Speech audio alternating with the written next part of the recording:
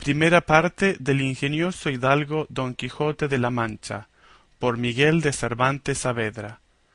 Capítulos 6 al 8. Capítulo 6. Del donoso y grande escrutinio que el cura y el barbero hicieron en la librería de nuestro ingenioso hidalgo, el cual aún todavía dormía. Pidió las llaves a la sobrina del aposento donde estaban los libros, autores del daño, y ella se las dio de muy buena gana. Entraron dentro todos, y la ama con ellos, y hallaron más de 100 cuerpos de libros grandes, muy bien encuadernados, y otros pequeños, y así como el ama los vio, volvióse a salir del aposento con gran prisa, y tornó luego con una escudilla de agua bendita y un esopo, y dijo: Tome vuestra merced, señor licenciado, rocíe este aposento, no esté aquí algún encantador de los muchos que tienen estos libros, y nos encanten en pena de las que les queremos dar echándoles del mundo. Causó risa al licenciado la simplicidad del ama, y mandó al barbero que le fuese dando de aquellos libros uno a uno, para ver de qué trataban, pues podía ser hallar algunos que no mereciesen castigo del fuego. No, dijo la sobrina, no hay que perdonar a ninguno, porque todos han sido los dañadores. Mejor será arrojarlos por las ventanas al patio, y hacer un rimero de ellos y pegarles fuego, y si no, llevarlos al corral. Allí se hará la hoguera y no ofenderá el humo. Lo mismo dijo el ama. Tal era la gana que las dos tenían de la muerte de aquellos inocentes. Mas el cura no vino en ello sino primero leer siquiera los títulos. Y el primero que maese Nicolás le dio en las manos fue Los cuatro de Amadís de Gaula, y dijo el cura: Parece cosa de misterio esta, porque según he oído decir, este libro fue el primero de caballerías que se imprimió en España, y todos los demás han tomado principio y origen déste. Y así, me parece que, como dogmatizador de una secta tan mala, le debemos, sin excusa alguna, condenar al fuego. No, señor, dijo el barbero, que también he oído decir que es el mejor de todos los libros que de este género se han compuesto, y así como a único en su arte se debe perdonar. Así es verdad, dijo el cura, y por esa razón se le otorga la vida por ahora. Veamos es otro que está junto a él. Es, dijo el barbero, Las Sergas de Esplandián, hijo legítimo de Amadís de Gaula. Pues en verdad, dijo el cura, que no le ha de valer al hijo la bondad del padre. Tomad, señora ama, abrid esa ventana y echadle al corral, y dé principio al montón de la hoguera que se ha de hacer. Hízolo así el ama con mucho contento, y el bueno de Esplandián fue volando al corral, esperando con toda paciencia el fuego que le amenazaba. Adelante, dijo el cura. Este que viene, dijo el barbero, es Amadís de Grecia, y aun todos los de este lado, a lo que creo, son del mismo linaje de Amadís. Pues vayan todos al corral, dijo el cura, que, a trueco de quemar a la reina Pintiquiniestra y al pastor Darinel y a sus églogas y a las endiabladas y revueltas razones de su autor, quemaré con ellos al padre que me engendró, si anduviera en figura de caballero andante. De ese parecer soy yo, dijo el barbero. Y aun yo, añadió la sobrina. Pues así es, dijo el ama, vengan, y al corral con ellos. Diéroselos, que eran muchos, y ella ahorró la escalera y dio con ellos por la ventana abajo. ¿Quién es ese tonel? dijo el cura. Este es, respondió el barbero, don Olivante de Laura. El autor de ese libro, dijo el cura, fue el mesmo que compuso a Jardín de Flores, y en verdad que no sepa determinar cuál de los dos libros es más verdadero, o por decir mejor, menos mentiroso. Sólo sé decir que éste irá al corral por disparatado y arrogante. Este que sigue es Florimorte de Hircania, dijo el barbero. ¿Ahí está el señor Florimorte? Replicó el cura, pues a fe que ha de parar presto en el corral, a pesar de su extraño nacimiento y sonadas aventuras, que no da lugar a otra cosa la dureza y sequedad de su estilo. Al corral con él y con esotro, señora ama. Que me place, señor mío, respondió ella, y con mucha alegría ejecutaba lo que le era mandado. Este es el caballero Platir, dijo el barbero. Antiguo libro es éste, dijo el cura, y no hallo en él cosa que merezca venia. Acompaña a los demás sin réplica. Y así fue hecho. Abrióse otro libro y vieron que tenía por título El Caballero de la Cruz. Por nombre tan santo como este libro tiene, se podía perdonar su ignorancia, mas también se suele decir, tras la cruz está el diablo, vaya al fuego. Tomando el barbero otro libro, dijo, Este es Espejo de Caballerías. Ya conozco a su merced, dijo el cura. Ahí anda el señor Reinaldos de Montalbán con sus amigos y compañeros, más ladrones que Caco, y los 12 pares, con el verdadero historiador Turpín, y en verdad que estoy por condenarlos no más que a destierro perpetuo, siquiera porque tienen parte de la invención del famoso Mateo Boyardo, de donde también tejió su tela el cristiano poeta Ludovico Ariosto, al cual, si aquí le hallo, y que habla en otra lengua que la suya, no le guardaré respeto alguno, pero si habla en su idioma, le pondré sobre mi cabeza. Pues yo lo tengo en italiano, dijo el barbero, mas no lo entiendo. Ni aun fuera bien que vos lo entendiérades, respondió el cura, y aquí le perdonáramos al señor capitán que no lo hubiera traído a España y hecho castellano, que le quitó mucho de su natural valor, y lo mesmo harán todos aquellos que los libros de verso quisieren volver en otra lengua, que, por mucho cuidado que pongan y habilidad que muestren, jamás llegarán al punto que ellos tienen en su primer nacimiento.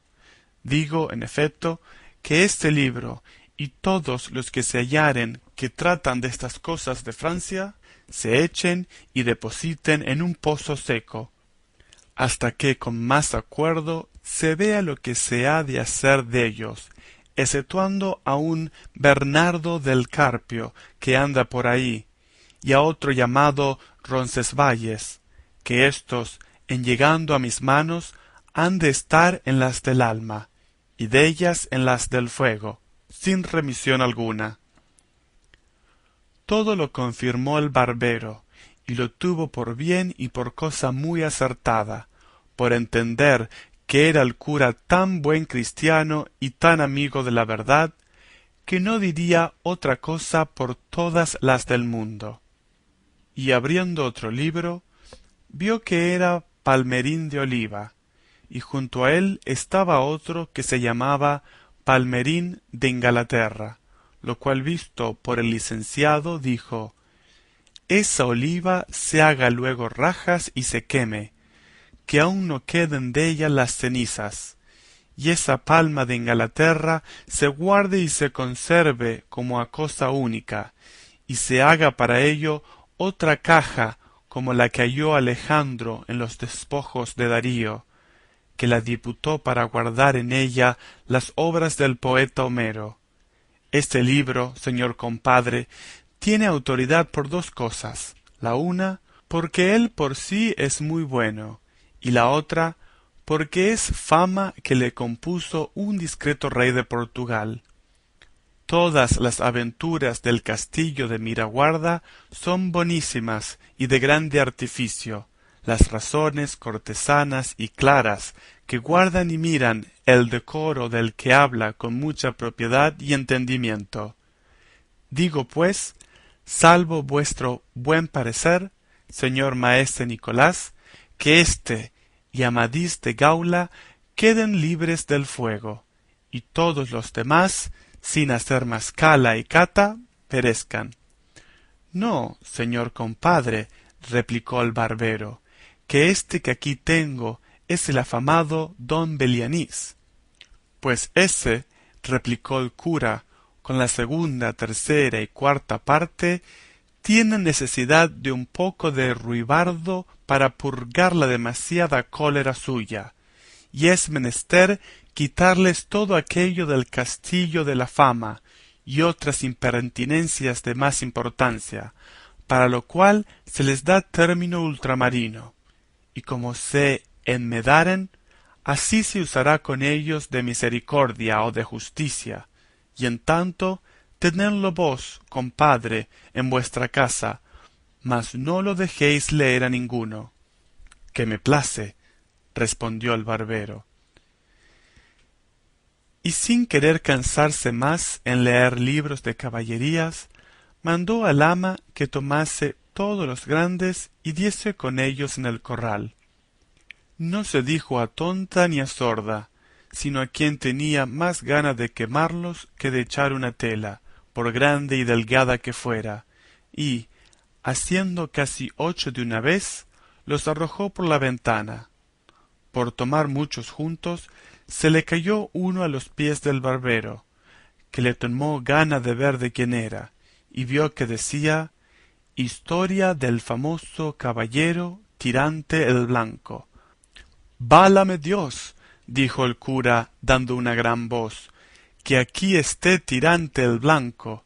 Dádmela acá, compadre, que hago cuenta que he hallado en él un tesoro de contento y una mina de pasatiempos. Aquí está don Quirieleisón de Montalbán, valeroso caballero, y su hermano Tomás de Montalbán, y el caballero Fonseca, con la pantalla que el valiente de Tirante hizo con él al ano, y las agudezas de la doncella placer de mi vida, con los amores y embustes de la viuda reposada, y la señora emperatriz, enamorada de Hipólito, su escudero. Dígoos verdad, señor compadre, que por su estilo es este el mejor libro del mundo. Aquí comen los caballeros, y duermen, y mueren en sus camas, y hacen testamento antes de su muerte, con estas cosas de que todos los demás libros de este género carecen. Con todo eso, os digo que merecía el que le compuso, pues no hizo tantas necedades de industria, que le echaran a galeras por todos los días de su vida. Llevadle a casa y leedle, y veréis que es verdad cuanto dél os he dicho. Así será, respondió el barbero, pero ¿qué haremos de estos pequeños libros que quedan? Estos, dijo el cura, no deben ser de caballerías, sino de poesía. Y abriendo uno, vio que era la Diana, de Jorge de Montemayor, y dijo, creyendo que todos los demás eran del mesmo género, estos no merecen ser quemados como los demás, porque no hacen ni harán el daño que los de caballerías han hecho, que son libros de entendimiento, sin perjuicio de tercero. Ay, señor, dijo la sobrina, bien los puede vuestra merced mandar a quemar como los demás, porque no sería mucho que, habiendo sanado mi señor tío de la enfermedad caballeresca, leyendo éstos se le antojase de hacerse pastor y andar por los bosques y prados cantando y tañendo, y lo que sería peor, hacerse poeta, que según dicen es enfermedad incurable y pegadiza. Verdad dice esta doncella, dijo el cura, y será bien quitarle a nuestro amigo este tropiezo y ocasión delante. Y pues comenzaremos por la Diana de Montemayor.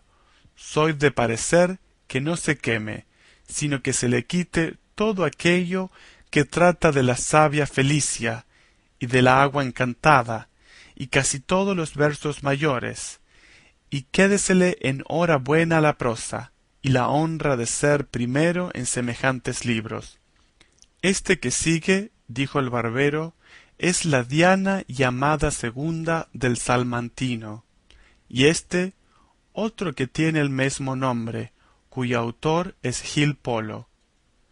Pues las del Salmantino, respondió el cura, acompañe y acreciente el número de los condenados al corral, y la de Gil Polo se guarde como si fuera del mesmo Apolo.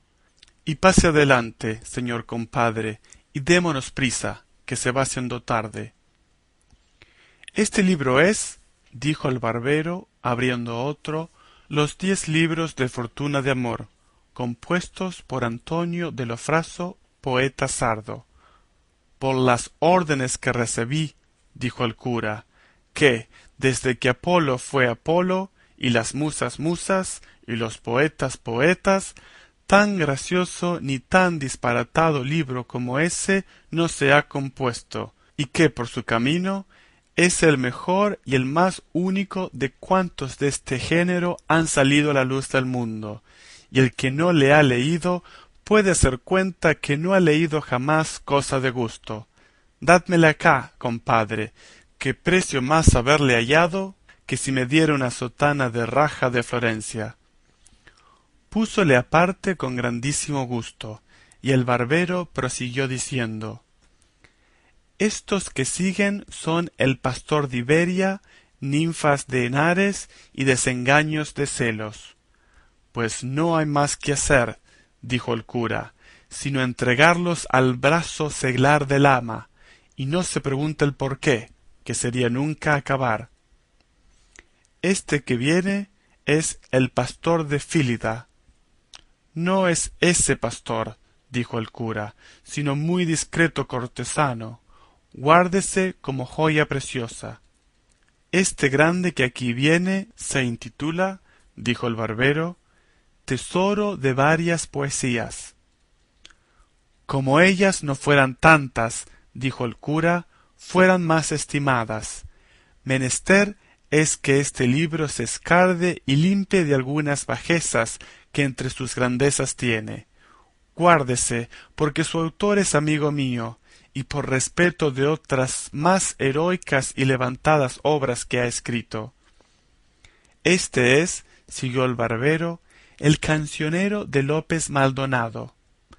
También el autor de ese libro, replicó el cura, es grande amigo mío, y sus versos en su boca admiran a quien los oye, y tal es la suavidad de la voz con que los canta, que encanta. Algo largo es en las églogas, pero nunca lo bueno fue mucho. Guárdese con los escogidos. Pero, ¿qué libro es ese que está junto a él? La Galatea, de Miguel de Cervantes, dijo el barbero. Muchos años ha que es grande amigo mío ese Cervantes, y sé que es más versado en desdichas que en versos. Su libro tiene algo de buena invención, propone algo y no concluye nada.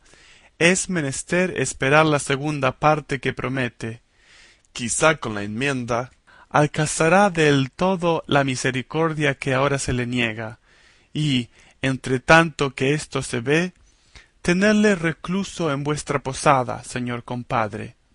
Que me place, respondió el barbero, y aquí vienen 3, todos juntos: la Araucana, de don Alonso de Ercilla; la Austríada, de Juan Rufo, jurado de Córdoba; y el Monserrato, de Cristóbal de Virués, poeta valenciano.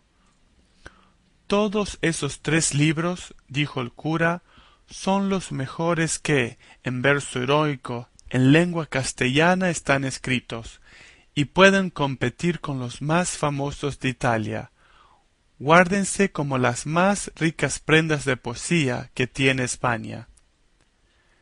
Cansóse el cura de ver más libros, y así, a carga cerrada, quiso que todos los demás se quemasen, pero ya tenía abierto uno al barbero, que se llamaba Las lágrimas de Angélica. Lloráralas yo, dijo el cura, en oyendo el nombre, si tal libro hubiera mandado a quemar, porque su autor fue uno de los famosos poetas del mundo, no sólo de España, y fue felicísimo en la traducción de algunas fábulas de Ovidio. Fin del capítulo 6. Capítulo 7.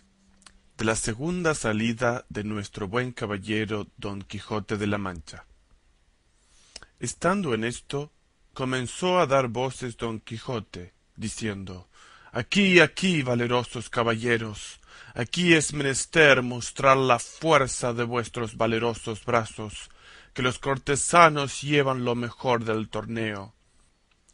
Por acudir a este ruido y estruendo, no se pasó adelante con el escrutinio de los demás libros que quedaban, y así se cree que fueron al fuego, sin ser vistos ni oídos, la Carolea y el León de España, con los hechos del emperador, compuestos por don Luis de Ávila, que sin duda debían de estar entre los que quedaban, y quizá, si el cura los viera, no pasaran por tan rigurosa sentencia.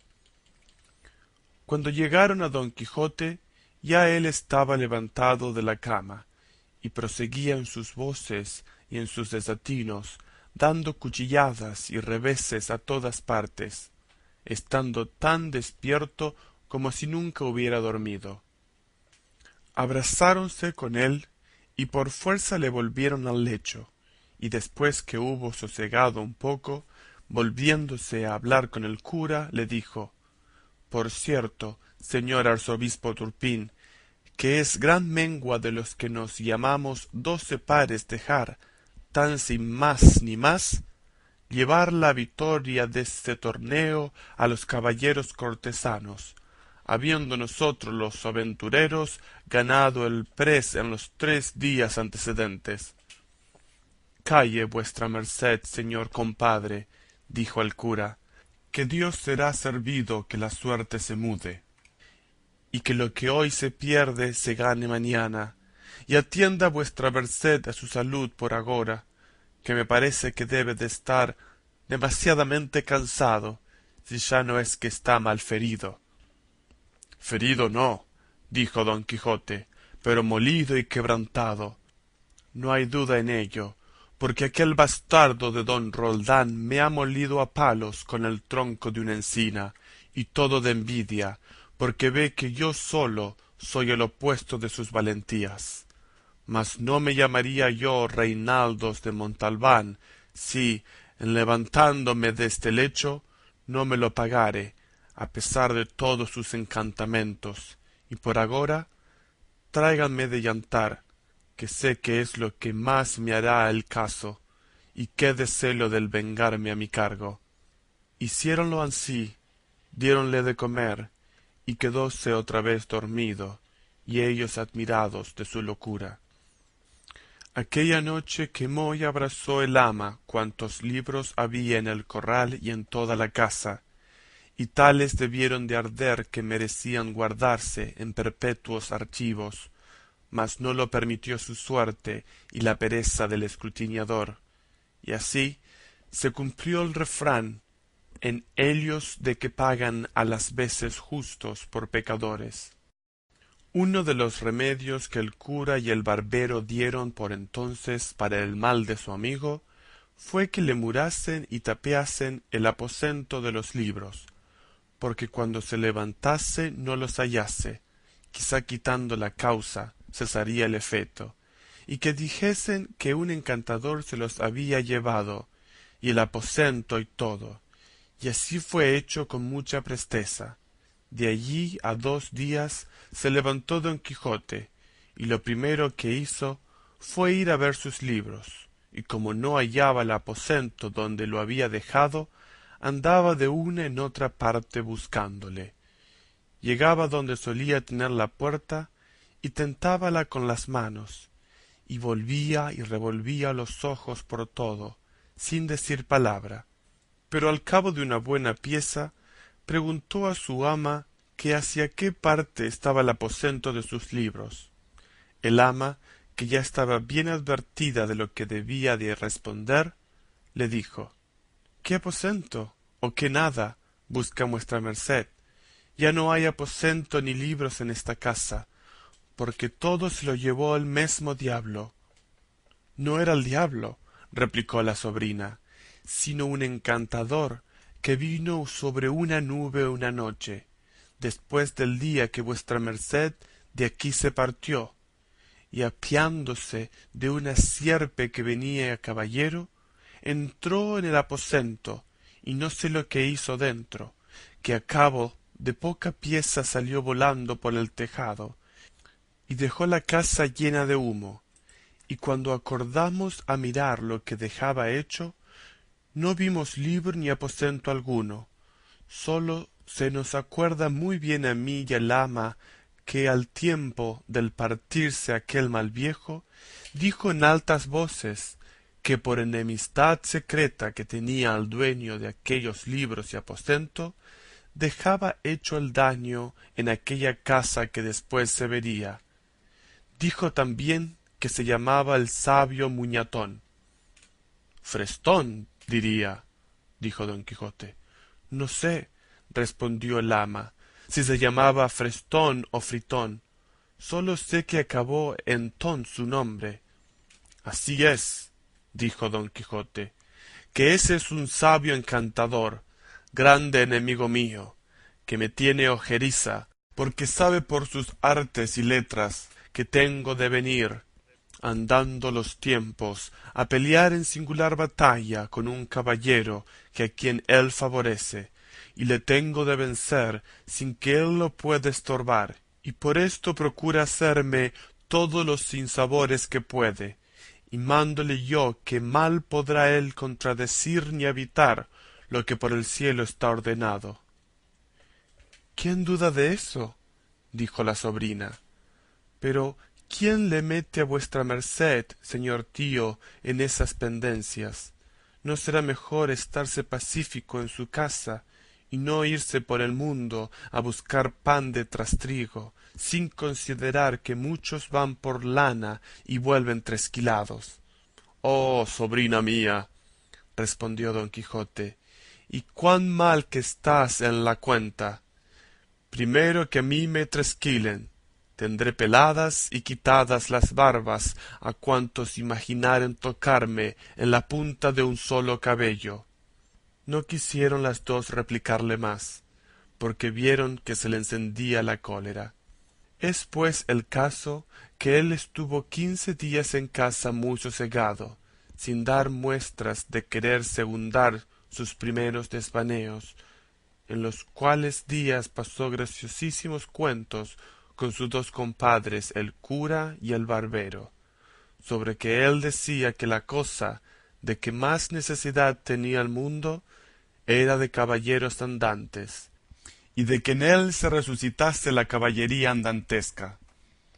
El cura algunas veces le contradecía y otras concedía, porque si no guardaba este artificio, no había poder averiguarse con él. En este tiempo solicitó don Quijote a un labrador vecino suyo, hombre de bien, si es que este título se puede dar al que es pobre, pero de muy poca sal en la mollera. En resolución, tanto le dijo, tanto le persuadió y prometió, que el pobre villano se determinó de salirse con él y servirle de escudero. Decíale entre otras cosas don Quijote que se dispusiese a ir con él de buena gana, porque tal vez le podía suceder aventura que ganase, en quítame allá esas pajas, alguna ínsula y le dejase a él por gobernador de ella. Con estas promesas y otras tales, Sancho Panza, que así se llamaba el labrador, dejó su mujer y hijos y asentó por escudero de su vecino. Dio luego don Quijote orden en buscar dineros, y vendiendo una cosa y empeñando otra, y malbaratándolas todas, llegó a una razonable cantidad. Acomodóse asimesmo de una rodela, que pidió prestada a un su amigo, y, pertrechando su rota celada lo mejor que pudo, avisó a su escudero Sancho el día y la hora que pensaba ponerse en camino, para que él se acomodase de lo que viese que más le era menester. Sobre todo le encargó que llevase alforjas. Le dijo que sí llevaría, y que ansimesmo pensaba llevar un asno que tenía muy bueno, porque él no estaba duecho a andar mucho a pie. En lo del asno reparó un poco don Quijote, imaginando si se le acordaba si algún caballero andante había traído escudero caballero asnalmente, pero nunca le vino alguno a la memoria. Mas, con todo esto, determinó que le llevase, con presupuesto de acomodarle de más honrada caballería en habiendo ocasión para ello, quitándole el caballo al primer descortés caballero que topase. Proveyóse de camisas y de las demás cosas que él pudo, conforme al consejo que el ventero le había dado, todo lo cual hecho y cumplido, sin despedirse Panza de sus hijos y mujer, ni don Quijote de su ama y sobrina, una noche se salieron del lugar sin que persona los viese, en la cual caminaron tanto que al amanecer se tuvieron por seguros de que no los hallarían aunque los buscasen.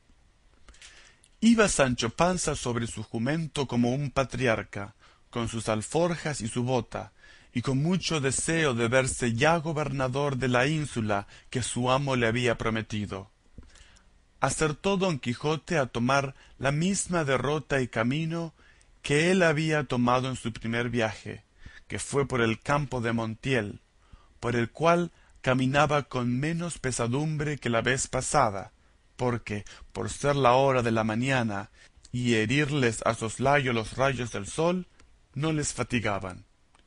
Dijo en esto Sancho Panza a su amo: Mire vuestra merced, señor caballero andante, que no se le olvide lo que de la ínsula me tiene prometido, que yo la sabré gobernar, por grande que sea.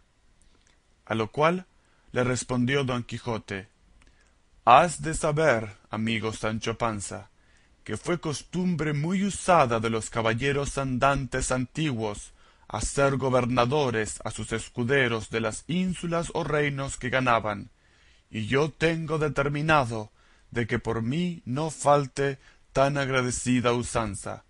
Antes pienso aventajarme en ella, porque ellos algunas veces, y quizá las más, esperaban a que sus escuderos fuesen viejos y, ya después de hartos de servir y de llevar malos días y peores noches, les daban algún título de conde, o por lo mucho de marqués, de algún valle o provincia de poco más o menos. Pero si tú vives y yo vivo, bien podría ser que antes de 6 días ganase yo tal reino que tuviese otros a él adherentes, que viniesen de molde para coronarte por rey de uno de ellos.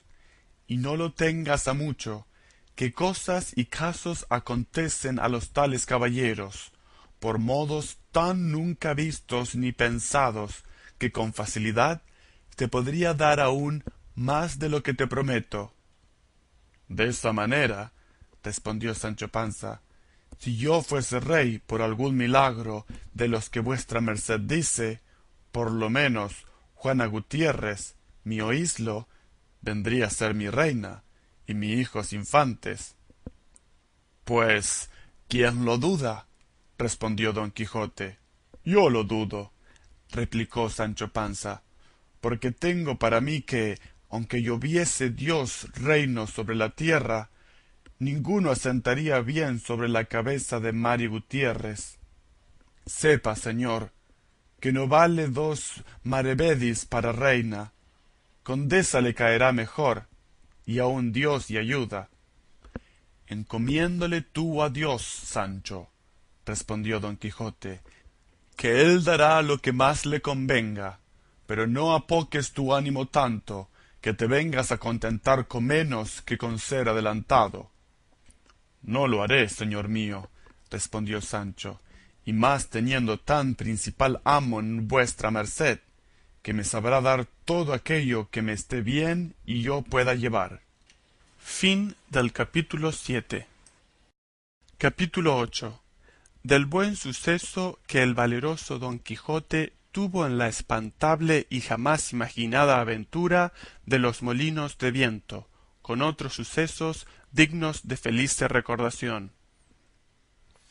En esto descubrieron 30 o 40 molinos de vientos que hay en aquel campo, y así como Don Quijote los vio, dijo a su escudero: La aventura va guiando nuestras cosas mejor de lo que acertáramos a desear, porque ves allí, amigo Sancho Panza, donde se descubren 30 o pocos más desaforados gigantes, con quien pienso hacer batalla y quitarles a todos la vida, con cuyos despojos comenzaremos a enriquecer, que esta es buena guerra y es gran servicio a Dios quitar tan mala simiente de sobre la faz de la tierra. —¿Qué gigantes? —dijo Sancho Panza. —Aquellos que allí ves —respondió su amo—, de los brazos largos, que los suelen tener algunos de casi 2 leguas. —Mire vuestra merced —respondió Sancho—, que aquellos que allí se parecen no son gigantes, sino molinos de viento, y lo que en ellos parecen brazos son las aspas, que volteadas del viento hacen andar la piedra del molino. —Bien parece —respondió Don Quijote— que no estás cursado en esto de las aventuras. Ellos son gigantes, y si tienes miedo, quítate de ahí y ponte en oración en el espacio, que yo voy a entrar con ellos en fiera y desigual batalla. Y diciendo esto, dio de espuelas a su caballo Rocinante, sin atender a las voces que su escudero Sancho le daba, advirtiéndole que, sin duda alguna, eran molinos de viento y no gigantes aquellos que iba a acometer. Pero él iba tan puesto en que eran gigantes, que ni oía las voces de su escudero Sancho, ni echaba de ver, aunque estaba ya bien cerca, lo que eran.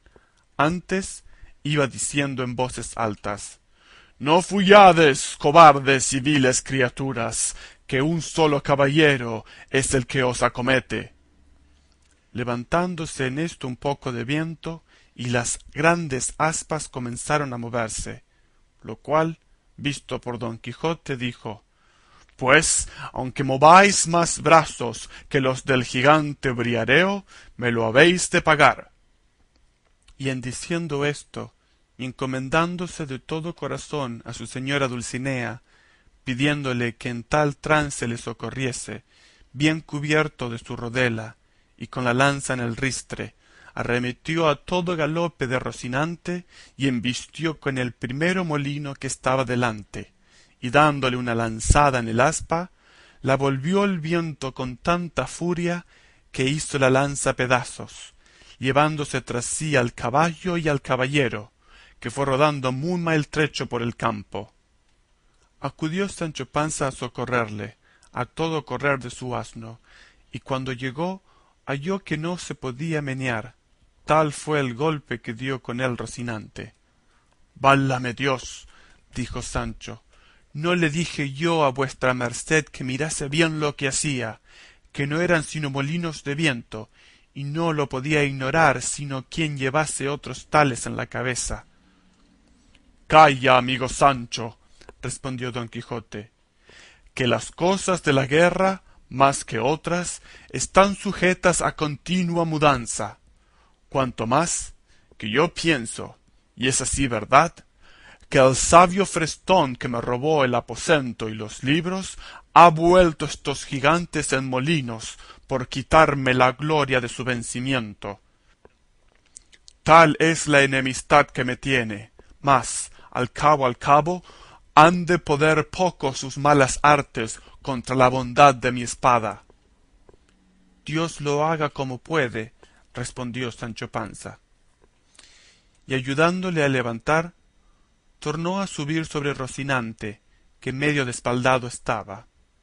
Y hablando en la pasada aventura, siguieron el camino del puerto Lápice, porque allí decía don Quijote que no era posible dejar de hallarse muchas y diversas aventuras, por ser lugar muy pasajero, sino que iba muy pesaroso por haberle faltado la lanza, y diciéndoselo a su escudero, le dijo: Yo me acuerdo haber leído que un caballero español, llamado Diego Pérez de Vargas, habiéndosele en una batalla roto la espada, desgajó de una encina un pesado ramo o tronco, y con él hizo tales cosas aquel día, y machacó tantos moros, que le quedó por sobrenombre Machuca, y así él como sus descendientes se llamaron desde aquel día en adelante, Vargas y Machuca.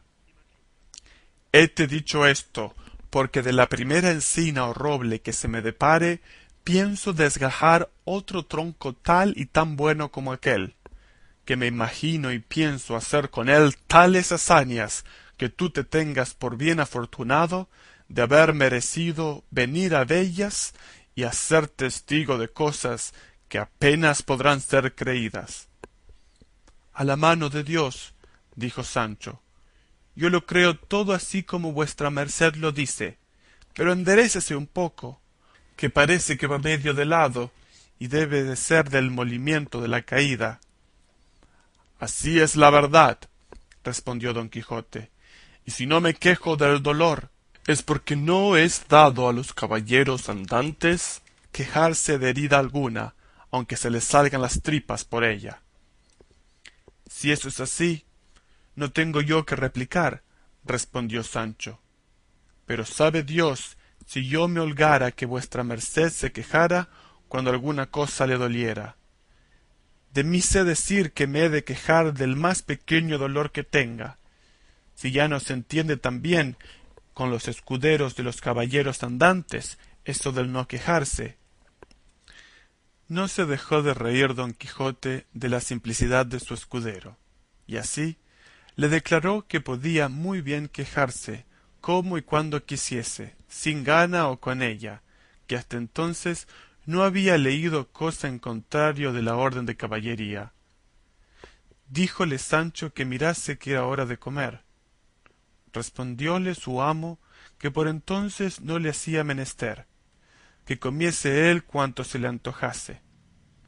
Con esta licencia se acomodó Sancho lo mejor que pudo sobre su jumento, y sacando de las alforjas lo que en ellas había puesto, iba caminando y comiendo detrás de su amo muy de su espacio, y de cuando en cuando empinaba la bota, con tanto gusto, que le pudiera envidiar el más regalado bodegonero de Málaga.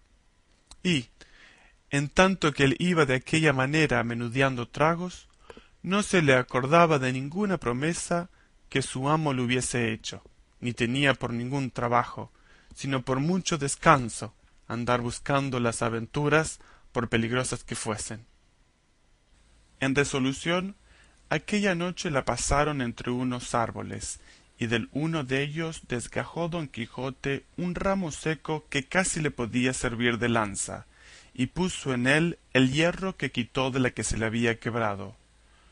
Toda aquella noche no durmió don Quijote, pensando en su señora Dulcinea, por acomodarse a lo que había leído en sus libros, cuando los caballeros pasaban sin dormir muchas noches en las florestas y despoblados, entretenidos con las memorias de sus señoras. No la pasó ansí Sancho Panza, que como tenía el estómago lleno y no de agua de chicoria, de un sueño se la llevó toda, y no fueran parte para despertarle, si su amo no lo llamara, los rayos del sol que le daban en el rostro, ni el canto de las aves, que, muchas y muy regocijadamente, la venida del nuevo día saludaban. Al levantarse dio un tiento a la bota, y hallóla algo más flaca que la noche antes, y afligiósele el corazón, por parecerle que no llevaban camino de remediar tan presto su falta. No quiso desayunarse don Quijote, porque, como está dicho, dio en sustentarse de sabrosas memorias. Tornaron a su comenzado camino del puerto Lápice, y a obra de las 3 del día le descubrieron. Aquí, dijo en viéndole don Quijote, podemos, hermano Sancho Panza, meter las manos hasta los codos en esto que llaman aventuras. Mas advierte que, aunque me veas en los mayores peligros del mundo, no has de poner mano a tu espada para defenderme. Si ya no vieres que los que me ofenden es canalla y gente baja, que en tal caso bien puedes ayudarme, pero si fueren caballeros, en ninguna manera te es lícito ni concedido por las leyes de caballería que me ayudes, hasta que seas armado caballero. Por cierto, señor, respondió Sancho, que vuestra merced sea muy bien obedecido en esto, y más, que yo de mío me soy pacífico y enemigo de meterme en ruidos ni pendencias. Bien es verdad que, en lo que tocare a defender mi persona, no tendré mucha cuenta con esas leyes, pues las divinas y humanas permiten que cada uno se defienda de quien quisiere agraviarle. No digo yo menos, respondió don Quijote, pero en esto de ayudarme contra caballeros, has de tener a raya tus naturales ímpetus. Digo que así lo haré, respondió Sancho, y que guardaré ese precepto tan bien como el día del domingo. Estando en estas razones, asomaron por el camino 2 frailes de la orden de San Benito, caballeros sobre 2 dromedarios, que no eran más pequeñas 2 mulas en que venían. Traían sus antojos de camino y sus quitasoles. Detrás de ellos venía un coche, con 4 o 5 de a caballo que le acompañaban y 2 mozos de mulas a pie. Venía en el coche, como después se supo, una señora vizcaína, que iba a Sevilla, donde estaba su marido, que pasaba a las Indias con un muy honroso cargo. No venían los frailes con ella, aunque iban el mesmo camino, mas apenas los divisó don Quijote cuando dijo a su escudero: o yo me engaño, o ésta ha de ser la más famosa aventura que se haya visto, porque aquellos bultos negros que allí parecen deben de ser, y son sin duda, algunos encantadores que llevan hurtada alguna princesa en aquel coche, y es menester deshacer este tuerto a todo mi poderío. Peor será esto que los molinos de viento, dijo Sancho. Mire, señor, que aquellos son frailes de San Benito, y el coche debe ser de alguna gente pasajera. Mire que digo que mire bien lo que hace, que no sea el diablo que le engañe. Ya te he dicho, Sancho, respondió don Quijote, que sabes poco de achaque de aventuras. Lo que yo digo es verdad, y ahora lo verás. Y diciendo esto, se adelantó y se puso en la mitad del camino por donde los frailes venían, y en llegando tan cerca que a él le pareció que le podían oír lo que dijese, en alta voz dijo: gente endiablada y descomunal, dejad luego al punto las altas princesas que en ese coche lleváis forzadas, si no, aparejaos a recebir presta muerte por justo castigo de vuestras malas obras. Detuvieron los frailes las riendas, y quedaron admirados, así de la figura de don Quijote como de sus razones, a las cuales respondieron: señor caballero, nosotros no somos endiablados ni descomunales, sino 2 religiosos de San Benito que vamos nuestro camino, y no sabemos si este coche vienen o no ningunas forzadas princesas. Para conmigo no hay palabras blandas, que ya os conozco, fementida canalla, dijo don Quijote. Y sin esperar más respuesta, picó a Rocinante y, la lanza baja, arremetió contra el primero fraile, con tanta furia y denuedo que, si el fraile no se dejaba caer de la mula, él le hiciera venir al suelo mal de su grado, y aun malferido si no cayera muerto. El segundo religioso, que vio del modo que trataban a su compañero, puso piernas al castillo de su buena mula, y comenzó a correr por aquella campaña, más ligero que el mesmo viento. Sancho Panza, que vio en el suelo al fraile, apeándose ligeramente de su asno, arremetió a él y le comenzó a quitar los hábitos. Llegaron en esto dos mozos de los frailes y preguntáronle que por qué le desnudaba. Respondióles Sancho que aquello le tocaba a él legítimamente, como despojos de la batalla que su señor Don Quijote había ganado.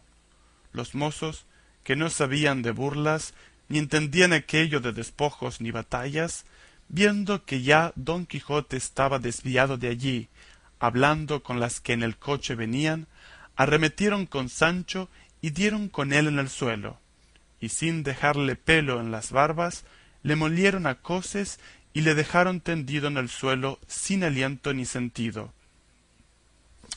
Y sin detenerse un punto, tornó a subir el fraile todo temeroso y acobardado y sin color en el rostro, y cuando se vio a caballo, picó tras su compañero, que un buen espacio de allí le estaba aguardando y esperando en qué paraba aquel sobresalto, y sin querer aguardar el fin de todo aquel comenzado suceso, siguieron su camino, haciéndose más cruces que si llevaran al diablo a las espaldas. Don Quijote estaba, como se había dicho, hablando con la señora del coche, diciéndole: La vuestra fermosura, señora mía, puede facer de su persona lo más le viniere en talante, porque ya la soberbia de vuestros robadores yace por el suelo, derribada por este mi fuerte brazo, y porque no penéis por saber el nombre de vuestro libertador. Sabed que yo me llamo Don Quijote de la Mancha, caballero andante y aventurero, y cautivo de la sin par y hermosa doña Dulcinea del Toboso, y en pago del beneficio que de mí habéis recibido, no quiero otra cosa sino que volváis a Toboso, y que de mi parte os presentéis ante esta señora y le digáis lo que por vuestra libertad he fecho. Todo esto que don Quijote decía escuchaba un escudero de los que el coche acompañaban, que era vizcaíno, el cual, viendo que no quería dejar pasar el coche adelante, sino que decía que luego había de dar la vuelta al Toboso, se fue para don Quijote y asiéndole de la lanza le dijo en mala lengua castellana y peor vizcaína desta manera: Anda, caballero, que mal andes, por el Dios que crióme, que, si no dejas coche, así te matas como estás ahí, vizcaíno. Entendióle muy bien don Quijote, y con mucho sosiego le respondió: Si fueras caballero, como no lo eres, ya yo hubiera castigado tu sandez y atrevimiento, cautiva criatura. A lo cual respondió el vizcaíno: Yo no, caballero, juro a Dios tan mientes como cristiano. Si lanza arrojas y espada sacas, el agua cuán presto verás que al gato llevas. Vizcaíno por tierra, hidalgo por mar, hidalgo por el diablo, y mientes que miras y otra dices cosa. Ahora lo veredes, dijo Agrajes, respondió don Quijote, y arrojando la lanza en el suelo, sacó su espada y embrazó su rodela, y arremetió al vizcaíno con determinación de quitarle la vida. El vizcaíno, que así le vio venir, aunque quisiera apearse de la mula, que, por ser de las malas de alquiler, no había que fiar de en ella, no pudo hacer otra cosa sino sacar su espada, pero avínole bien que se halló junto al coche, de donde pudo tomar una almohada que le sirvió de escudo, y luego se fueron el uno para el otro, como si fueran dos mortales enemigos. La demás gente quisiera ponerlos en paz, mas no pudo, porque decía el vizcaíno en sus mal trabadas razones que si no le dejaban acabar su batalla, que él mismo había de matar a su ama y a toda la gente que se lo estorbase. La señora del coche, admirada y temerosa de lo que veía, hizo al cochero que se desviase de allí algún poco, y desde lejos se puso a mirar la rigurosa contienda, en el discurso de la cual dio el vizcaíno una gran cuchillada a don Quijote encima de su hombro, por encima de la rodela, que a dársela sin defensa le abriera hasta la cintura. Don Quijote, que sintió la pesadumbre de aquel desaforado golpe, dio una gran voz diciendo: Oh señora de mi alma Dulcinea, flor de la fermosura, socorred a este vuestro caballero, que por satisfacer a la vuestra mucha bondad en este riguroso trance se halla. El decir esto, y el apretar la espada, y el cubrirse bien de su rodela, y el arremeter al vizcaíno, todo fue en un tiempo, llevando determinación de aventurarlo todo a la de un golpe solo. El vizcaíno, que así le vio venir contra él, bien entendió por su denuedo su coraje, y determinó de hacer lo mesmo que don Quijote, y así le aguardó bien cubierto de su almohada, sin poder rodear la mula a una ni a otra parte, que ya, de puro cansada y no hecha a semejantes niñerías, no podía dar un paso. Venía pues, como se ha dicho, don Quijote contra el cauto vizcaíno, con la espada en alto, con determinación de abrirle por medio, y el vizcaíno le aguardaba ansimesmo levantada la espada y aforrado con su almohada, y todos los circunstantes estaban temerosos y colgados de lo que había de suceder de aquellos tamaños golpes con que se amenazaban. Y la señora del coche y las demás criadas suyas estaban haciendo 1000 votos y ofrecimientos a todas las imágenes y casas de devoción de España, porque Dios librase a su escudero y a ellas de aquel tan grande peligro en que se hallaban. Pero está el daño de todo esto, que en este punto y término deja pendiente el autor de esta historia esta batalla, disculpándose que no halló más escrito de estas hazañas de Don Quijote de las que deja referidas. Bien es verdad que el segundo autor de esta obra no quiso creer que tan curiosa historia estuviese entregada a las leyes del olvido, ni que hubiesen sido tan poco curiosos los ingenios de la Mancha, que no tuviesen en sus archivos o en sus escritorios algunos papeles que de este famoso caballero tratasen, y así, con esta imaginación, no se desesperó de hallar el fin de esta apacible historia, el cual, siéndole el cielo favorable, le halló del modo que se contará en la segunda parte. Capítulo 8.